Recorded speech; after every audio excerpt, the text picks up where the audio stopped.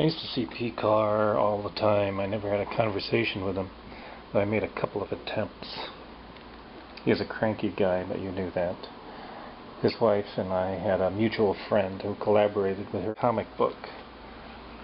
One day I was at Kinko's making some copies of drawings, and she was at the next machine and noticed me.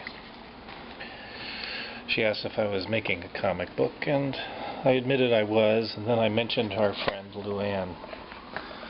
Boy, am I networking, I thought.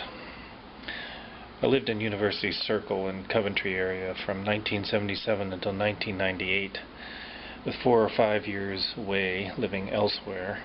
I worked at Tommy's restaurant for a few years, and Harvey and Joyce were regulars.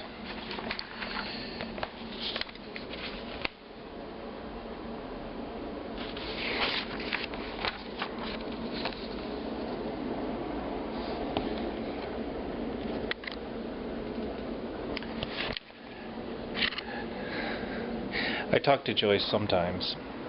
She said she was the wife of a minor cult figure.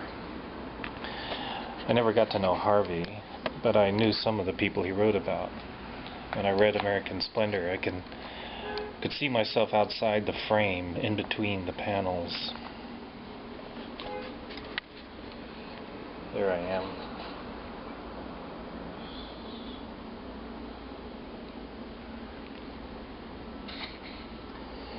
Quite a few people inspired by Pekar have done autobiographical comics, but I don't know if any of them portray a neighborhood in a city like Pekar did. I moved to Cleveland from West Palm Beach in 1977. I spent most of my adult life in Cleveland. When I arrived, the city was in default and the police were on strike. The city was best known for its burning river. I experienced my first blizzard that winter.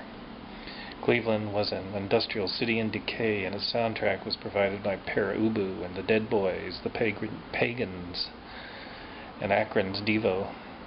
People wore t-shirts that said, "Cleveland, you've got to be tough."